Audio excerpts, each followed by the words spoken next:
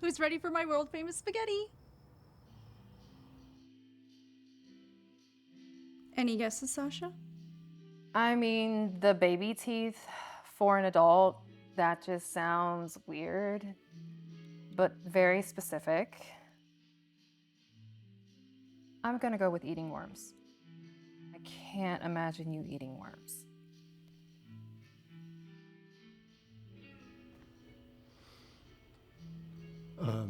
Yeah, what Sasha guessed. Worms. Actually, baby tooth was a lie. Eating worms and swimming with manatees is true. Dang, you're good, girl.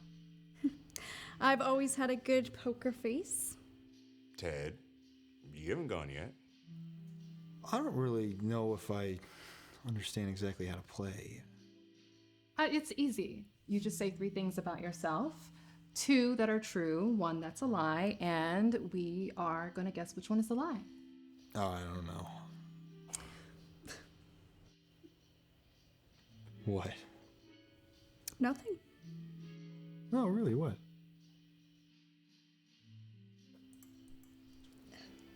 Baby, I love you, but you have the worst poker face of all time. But go ahead. Give it your best shot. Okay, I like Emma's spaghetti. Yeah, man. I mean, Emma's spaghetti is amazing, and obviously the truth. You know, it's objectively true. It just needs to sound more like it could be a lie.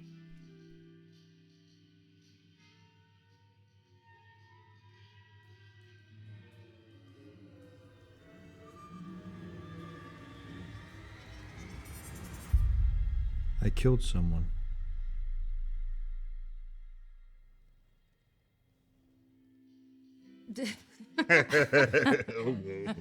Wow. I mean, that's obviously a lie. Remember that big storm we had 2 nights ago?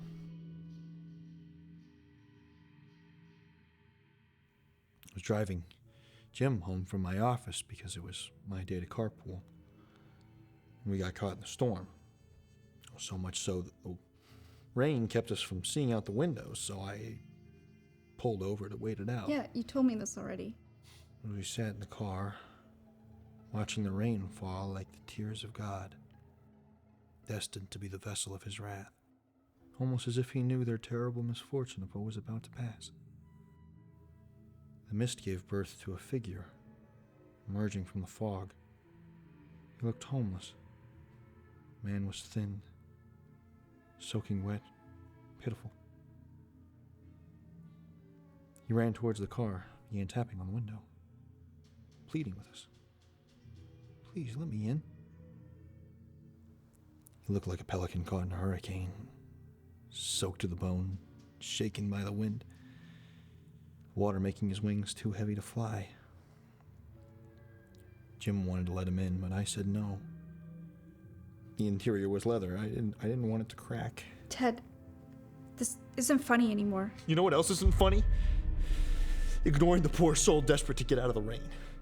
And the asshole who was so concerned with the appearance of his new Tesla that he turned the car on to try to leave the man. The man stood in front of the car, begging, pleading. Please, please, you don't understand. I didn't want to. I put the car in reverse and backed up, not looking at the backup camera. The crunch of a body under a tire isn't as dramatic as you'd expect. Especially a child's soaking wet body. All I could see was the little hand dropping a Batman figure onto wet asphalt. You killed my son!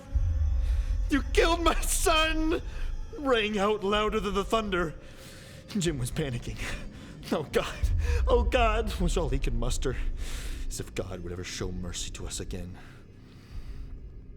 Then I accepted it. And once that is done, there is no turning back. I drove forward, towards the man, ignoring any other sounds of screaming, and the additional slightly louder sound of man being pulverized by an electric battering ram. Ignoring the heavy rain blinding me, washing the blood from the car like holy wine turning back into mundane water. I just drove and drove as Jim and I sat there silently, knowing both of our lives would never be the same. And even though we made an unspoken pact to never speak of it again, no amount of grace could ever erase the fact that I killed. I killed.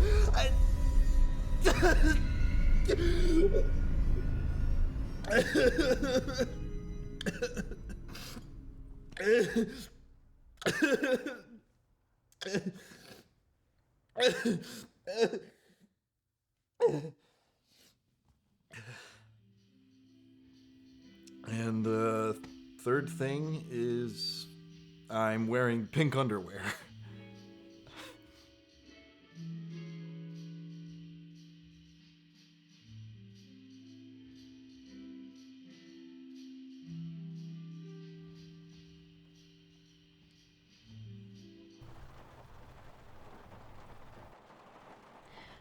Are you really wearing pink underwear?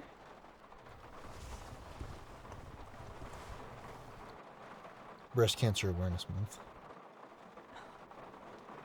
I take it all back. All hail the poker face king. I'm nothing without my queen. Well, that was fun. Yeah, fun. They're never coming over here. No, never again. Great. Not a chance. No.